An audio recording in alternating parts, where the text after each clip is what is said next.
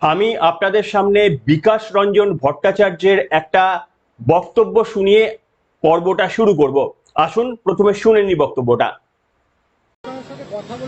পাকিস্তানে যদি কোথাও সন্ত্রাসবাদী ঘাঁটি থাকে, পাকিস্তান সরকারের সঙ্গে কথা বলে যৌথভাবে সেই ঘাঁটিকে ভাঙার চেষ্টা করা, এটাই নির্দিষ্ট লক্ষ্য হওয়া উচিত। শুনলেন? আশা করি আপনারা মন দিয়ে শুনেছেন।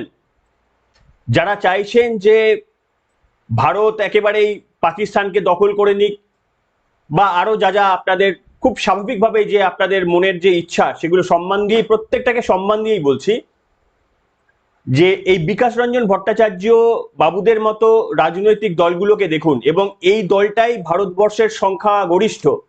কেন? তার কারণ আপনি দেখবেন, আমাদের এটা দুর্ভাগ্য, বারবার আপনাদের সামনে আমি বলেছি যে বিজেপির খামতিগুলো ঢাকার জন্য আমাদের হাতে আরো একটা রাজনৈতিক দল থাকা প্রয়োজন ছিল, যে যখন আমরা বিজেপির পরিবর্তে তাদেরকে যেন আমি সাপোর্ট করতে পারি। কিন্তু এই যুদ্ধের আবহে প্রায় প্রত্যেকটি রাজনৈতিক দল পরিষ্কার করে দিল যে এরা ক্ষুদ্র রাজনীতির স্বার্থে আমাদের দেশের সংকটকালে পর্যন্ত আমাদের দেশের পাশে থাকার মুখে বার্তা বলেন, কিন্তু কাজে এরা করে দেখাতে পারেন না। এই যারা বলছেন যে মোদী কিছু করে দেখাতে পারলো না, তাদের দলের এক প্রতিনিধি বিকাশ রঞ্জন ভট্টাচার্য, এদের দলের অনেকেই বলে বেড়াচ্ছে যে 56 ইঞ্চি হ্যানত্যান এসব প্রশ্ন তুলছেন। ডেমোক্রেসিতে সব প্রশ্ন তোলা যায়, কিন্তু আমার বক্তব্য হলো, এই বিকাশ রঞ্জন ভট্টাচার্যের বক্তব্যটা যদি খুব ভালো করে শুনে থাকেন, তাহলে তিনি বলছেন পাকিস্তানে যদি সন্ত্রাসবাদী ঘাঁটি থেকে থাকে, তাহলে সেগুলো আলোচনার মাধ্যমেই সেগুলোকে সমাধান করতে হবে ভারতের। ভালো করে শুনবেন, বলছেন যে সন্ত্রাসবাদের ঘাঁটি যদি পাকিস্তানি থেকে থাকে, কোয়েশ্চেন মার্ক করছেন, যদি থেকে থাকে, তাহলে সেগুলো আবার আলোচনার মাধ্যমে নাকি সমাধান করতে হবে। একদিকে এরা এই কথা বলছে, কখন কখন এই কথাটা বলেছে? এখন বলছে না, কিন্তু এটা 2-3 দিন আগেকার, যখন ভারত একেবারে অপারেশন সিন্দুর শুরু করে দিয়েছে, প্রত্যাঘাত করছে ভারত, তখন কিন্তু এই ধরনের বক্তব্যগুলো বলতে শুরু করে দিয়েছেন।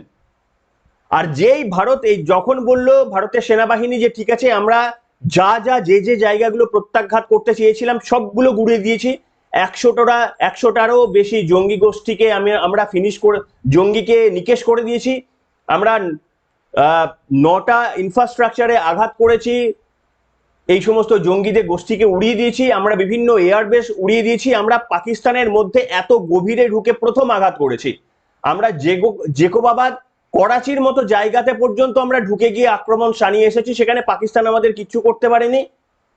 ঠিক এইরকম জায়গায় দাঁড়িয়ে বিকাশ রঞ্জন ভট্টাচার্যের মতো মানুষরা তখন বলছেন যে না, যুদ্ধ থামাও, যুদ্ধ থামাও, যুদ্ধ নয়। আর যখন যুদ্ধ সত্যি সত্যি আক্রমণ করার পর, নির্দিষ্ট সাফল্য পাওয়ার পর, যখন আমরা সিদ্ধান্ত নিলাম যুদ্ধ থেকে বিরতি, সংঘর্ষ বিরতি, তখন এরা এখন কাঁদতে শুরু করে দিয়েছেন যে এরা কি করলো, এরা কি করলো, এর থেকে ইন্দিরা গান্ধীই তো ভালো ছিল।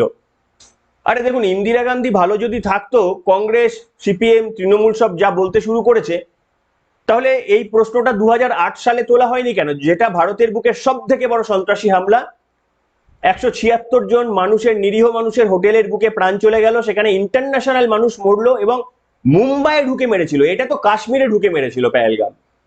ওটা ভারতের প্রাণকেন্দ্র মুম্বাই ঢুকে মেরেছিল। তখন কিন্তু কেউ দাবি করেননি যে আমরা ইন্দিরা গান্ধীকে মিস করছি, আর এখন কিন্তু সবাই ইন্দিরা গান্ধীকে মিস করতে শুরু করেছেন। আর কিছুদিন আগে এই বিকাশ রঞ্জন বাবুর মতো লোকরা বলছিলেন যে পাকিস্তানে যদি সন্ত্রাসবাদী থেকে থাকে, যদি থেকে থাকে, তাহলে আমরা আলোচনার মাধ্যমেই করা উচিত, অর্থাৎ ওদের আঘাত করে নয়। বুঝতে পারছেন কোন কোন রাজনৈতিক দল আমাদের পাশে দাঁড়িয়ে রয়েছে, কাদের আপনি সমর্থন করবেন একটু জেনে রাখুন। কিন্তু আজকে আমি যেটা আপনাদের সামনে বলবো, অত্যন্ত গুরুত্বপূর্ণ খবর। আপনারা দেখতে পাচ্ছেন যে ফেরাতে হবে পাক অধিকৃত কাশ্মীর, উত্তেজনার আবহে স্পষ্ট বার্তা মোদীর। এখানে ভারতের প্রধানমন্ত্রী নরেন্দ্র মোদী, তার বার্তা কিনা আমি জানি না, আমাদের দেশের এটা বার্তা যে আমাদের পাক অধিকৃত কাশ্মীর, সেটাকে কেন এই মুহূর্তে প্রশ্ন তোলা হচ্ছে পাক অধিকৃত কাশ্মীর আমাদের লক্ষ্য? তার কারণ ডোনাল্ড ট্রাম্প, তিনি মধ্যস্থতা করতে চাওয়ার বার্তা দিয়েছেন ভারতকে এবং পাকিস্তানকে, যে তিনি নাকি পাকিস্তানের এই পাক অধিকৃত কাশ্মীরের সমাধান তিনি করে দেবেন। কিন্তু যে ডোনাল্ড ট্রাম্প বলেছিলেন যে কানাডাকে তাদের আরো একটা অঙ্গ, একটা স্টেট করে হিসাবে গ্রহণ করে নেবেন, পানামাকে তিনি দখল করবেন, ইউক্রেন রাশিয়া যুদ্ধ ক্ষমতায় আসলে দুদিনে তিনি শেষ করে দেবেন। একজন, মাফ করবেন, ইন্টারন্যাশনাল আমি ফিগার, আমি তো আর অন্য ভাষায় তাকে আক্রমণ করতে পারি না, কিন্তু দেখুন তাকে খুব একটা গুরুত্ব দেওয়ার কিছু নেই। গুরুত্ব দেওয়ার আছে, কারণ তিনি এমন একটা দেশের মালিক, সে দেশটা গোটা পৃথিবীর শ্রেষ্ঠ। কাজে গুরুত্ব না দিয়ে আপনি পারবেন না, গুরুত্ব আপনাকে দিতেই হবে। কিন্তু যখন তিনি এই বার্তা দিয়েছিলেন, ভারতের তরফ থেকে স্পষ্টভাবে জানিয়ে দেওয়া হয়েছে যে কাশ্মীর সম্পর্কে, ভারতের সম্পর্কে আমরা কোনো তৃতীয় পক্ষের দেশকে আমরা কোনোভাবে এখানে জায়গা দিতে চাই না। আপনাদের সামনে আমি এখানে এস জয়শঙ্করের একটা আমি টুইট দেখাচ্ছি, যারা বিশ্বাস করলেন না, হয়তো বা কেউ কেউ করেছেন, যাদের মনে সংশয় রয়েছে, আসুন আপনাদের সামনে আমি টুইটটা দেখাই। দেখুন এখানে আপনারা দেখতে পাচ্ছেন, Indian government on Trump's mediation offer on Kashmir, we don't want anyone to mediate, we don't need anyone to mediate। ANI সূত্র থেকে এটা বলা হয়েছে, there is only one pending issue, the return of POK to India, no talks, no mediation। এটা ভারতের তরফ থেকে বলে দেওয়া হয়েছে যে আমাদের একটাই এখনো বাকি রয়ে গেছে, সেটা হচ্ছে পাক অধিকৃত কাশ্মীরকে ফিরিয়ে আনা, কিন্তু এর মধ্যে কোনো কারুর মধ্যস্থতা করার কোনো প্রয়োজন বোধ করছি না, আমরা করতে দেব না। এবং যেটুকু খবর পাচ্ছি, the situation can completely change within 7 days, just believe me. এরকম হতে পারে 7 দিনের মধ্যে চিত্রটা কমপ্লিট বদলে যেতে পারে, এরকমও পরিস্থিতি হতে পারে, আপনারা একটু অপেক্ষা করুন। দেখুন এখানে আপনাদের সামনে আমি 3টি আরো জিনিস বলে দিচ্ছি। দেখুন, আপনারা যারা আমাদেরকে বিশ্বাস করেন, এই যুদ্ধে ভারত কি কি পেয়েছে, ভারত কি কি ডিস্ট্রয় করে দিয়েছে ভারতের সেনাবাহিনীদের, স্পষ্টভাবে প্রমাণ দিয়ে সেগুলো বলে দিয়েছে। আমার সেখানে আর কোনো নতুন করে বলার কিছু নেই, তার কারণ তার বাইরে আমি কিছু বলতে পারি না। কিন্তু আমি আপনাদের সামনে এই যে 3টি এবার যুক্তি দেব, এই 3টি যুক্তি আপনারা একটু ফলো করুন। এই 3টি যুক্তি শুনলে আপনারা বুঝতে পারবেন যে এবারের যুদ্ধে ভারতের সব থেকে বড় প্রাপ্তি হলো যে 3টি মিথ ছিল, সেই মিথগুলোকে সবাই ভেবেছিল এগুলো ভাঙা যায় না, কিন্তু এই যুদ্ধের পর সেই মিথগুলো ভেঙে গিয়েছে। প্রথম মিথ, যতই সন্ত্রাসবাদী হামলা হোক পাকিস্তানকে ভারত ছুঁতে পারবে না, দূর থেকেই আস্ফালন করবে, পাকিস্তানের মাটিতে ভারত আঘাত করলেই পাকিস্তান পরমাণু অস্ত্র ব্যবহার করবে।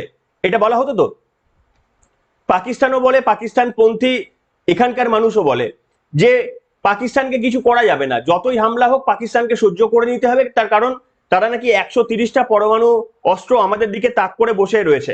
সেটা পাকিস্তানের রাজনৈতিক নেতারাও বারবার বলেছেন। ঠিক এইখানে দাঁড়িয়ে এই মিথটা এবারের যুদ্ধে কিন্তু ভেঙে গেল, মানে যুদ্ধ বলবো না, এবারের এই বাইল্যাটারাল কনফ্রন্টে কিন্তু এটা ভেঙে গেল। তার কারণ ভারত পরিষ্কারভাবে বার্তা দিয়েছে যে এরপর থেকে কোনো টেররিজমকে আমরা অ্যাক্ট অফ ওয়ার হিসেবে কনসিডার করব। অর্থাৎ তোমাদের পরমাণু অস্ত্র রয়েছে বলে আমরা রিটালিয়েট করব না, এই কংগ্রেস জামানার যে যুক্তিগুলো, সেইটা কিন্তু পরিবর্তন এসে গেছে, পাকিস্তান এই বার্তাটা পেয়ে গেছে, এটা একটা বড় জয় আমাদের। আচ্ছা, দ্বিতীয় মিথ কি? দ্বিতীয় মিথ হচ্ছে পাকিস্তান, ভারত আঘাত হানলেই ভারতকে চীনের আক্রমণের মুখে পড়তে হবে, শুধু পাকিস্তানের সঙ্গে নয় চীনের সঙ্গেও ভারতকে যুদ্ধ করতে হবে। এটা বলা হয় না যে ভারত পাকিস্তানের সঙ্গে এখন যুদ্ধে যেতে পারবে না, এই দেখবেন এই শেকুমাকুরা বলে থাকে যে ভারত এখন পাকিস্তানের সঙ্গে যুদ্ধে যাওয়ার ভারতের ক্ষমতা নেই, তার কারণ চায়না সাপোর্ট করছে পাকিস্তানকে, আর ভারত যদি পাকিস্তানের সঙ্গে যুদ্ধ করে তাহলে চায়না এমন ভাবে সাহায্য করবে পাকিস্তানকে, ভারত গুড়িয়ে যাবে। আপনারা প্রথমত এখানে দেখলেন যে ভারত কিন্তু ওই দিক চিন্তা না করে একেবারে যোগ্য জবাব দেওয়ার কাজটা ভারত করেছে, এবং সেখানে চায়না শুধুমাত্র মাঝে মধ্যে দু একটা বক্তব্য রেখেছে, দু একটা স্টেটমেন্ট ছাড়া আর কিচ্ছু করেনি। শুধু ওই পাকিস্তানের মনোবল বাড়ানোর জন্য বারবার বলেছে হ্যাঁ পাশে আছি পাশে আছি, কিন্তু পাশে থাকার জন্য তাদের ক্ষমতা হয়নি। প্রত্যক্ষভাবে এই যুদ্ধ চলাকালীন কোনো আর্থিক অনুদান বলুন, কোনো সামরিক অনুদান বলুন, কিংবা নিজেদের কোনো সেনা পাঠিয়ে বলুন, কোনো রকমের তাদের ক্ষমতা হয়নি। কাজে এই মিথটা কিন্তু ভেঙে গেছে, কারণ চীন জানে যে এই মুহূর্তে ভারতের সঙ্গে মানে টুইটার বা ফেসবুকে লড়াই করা যায়, কিন্তু ব্যাটেল ফিল্ডে ভারতকে এই মুহূর্তে পরাস্ত করাটা এতটা ইজি নয়, সেটা পাকিস্তান না বুঝুক অন্তত চীন ভালো করে বোঝে। এরপরে আপনাদের বলবো তৃতীয় একটা মিথ ছিল, সেই মিথটা খুব দারুণ, সেটাও ভেঙে গেছে। চীন সামরিকভাবে অত্যন্ত শক্তিশালী হয়ে উঠেছে, এটা একটা মিথ ছিল যে তাদের অত্যাধুনিক প্রযুক্তি নাকি প্রায় গোটা পৃথিবীর কাছে দুর্ভেদ্য, তাই চীনকে নাকি এখন খুব সমীহ চোখে দেখতে হবে।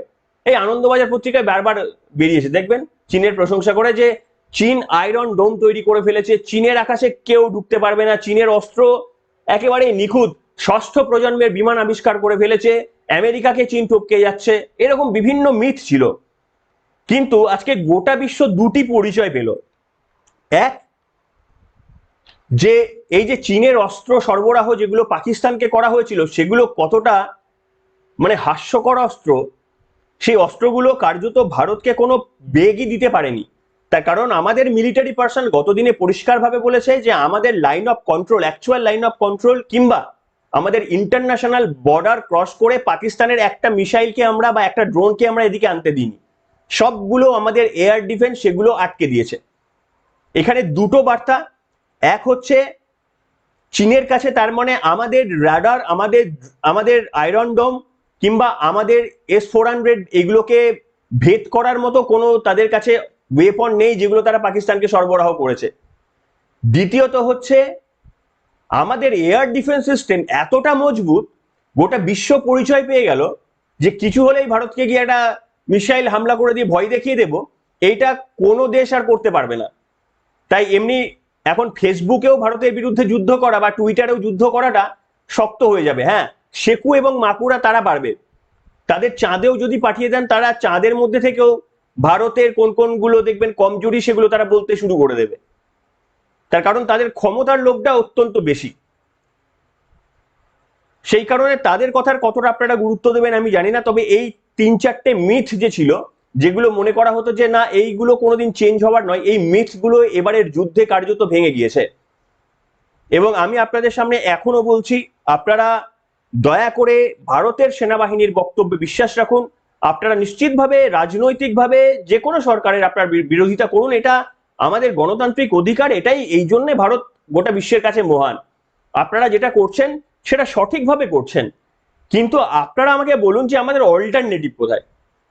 এই সিপিএম যদি অল্টারনেটিভ হয়, আপনারা শুনলেন বিকাশ রঞ্জন ভট্টাচার্য এই মুহূর্তে পশ্চিমবঙ্গের সব থেকে বড় নেতাদের মধ্যে একজন, তিনি বলছেন যে পাকিস্তানে যদি জঙ্গি থেকে থাকে তাহলে সেই জঙ্গিদের মানে খতম করার জন্য পাকিস্তানের সঙ্গেই নাকি আলোচনা করতে হবে। আপনারা এটাকে হাস্যকর বলবেন নাকি এটাকে বোকামি বলবেন, দেখুন আপনাদের যেটা মনে হয় আপনারা বলবেন। তার কারণ পাকিস্তানকে আপনি বলবেন যে হ্যাঁ গো তোমাদের বাড়িতে দু একটা জঙ্গি আছে, আমরা এদের মারতে দেবে গো, সেরকম ভাবে যদি আপনাকে বলতে হবে ভারতের সেনাবাহিনীকে, তারপরে পাকিস্তান বলবে হ্যাঁ হ্যাঁ হ্যাঁ হ্যাঁ এসো, আমরা তো বসেই রয়েছি আমাদের জঙ্গিকে তোমাদের মারতে দেবো বলে, এসো এসে মেরে যাও। বিকাশ রঞ্জন বাবুরা যদি কোনোদিন প্রধানমন্ত্রীর জায়গায় যায় তাদের দল, তারা এরকম সিদ্ধান্ত নেবেন, একবার বুঝে দেখবেন। আমি সেই কারণেই বললাম যে দেখুন আমাদের ডেমোক্রেসিতে নরেন্দ্র মোদীর প্রচুর সমালোচনা করার আছে, বিশেষ করে এখন আমি করব না। আমি এখনো যেহেতু অপারেশন অফিসিয়ালি শেষ হয়নি, আমি কোন রকমের সরকারের সমালোচনা করব না, কিন্তু আমি আপনাদের সামনে কথা দিয়ে যাচ্ছি যেদিন এই অপারেশন আনুষ্ঠানিকভাবে শেষ হবে সেই দিন নরেন্দ্র মোদী কি কি ভালো কাজ করেছেন, কি কি খারাপ কাজ করেছেন, সাফল্য ব্যর্থতার কথা তখনই বলবো। তার কারণ পরিস্থিতি যে কোনো মুহূর্তে চেঞ্জ হয়ে যাবে।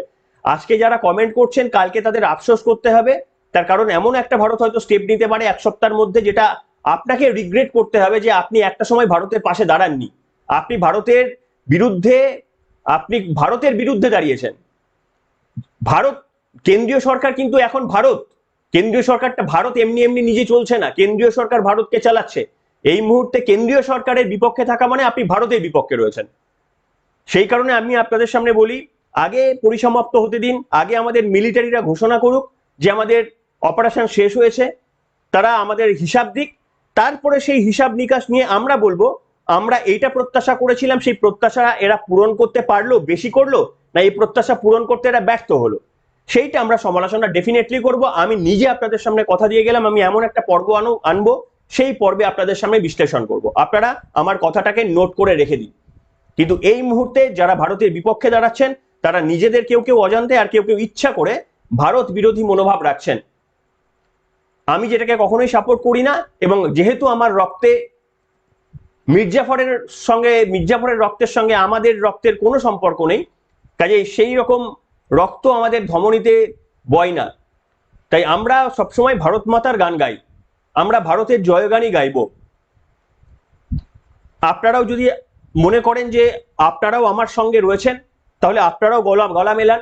আর আপনারা যদি মনে করেন যে না, আপনারা বিকাশ বাবুদের মতো এই সমস্ত লোকগুলোর এই রকম যারা স্টেটমেন্ট করে তাদের সঙ্গে থাকতে চান, আপনারা গলা মেলান। Choice is yours.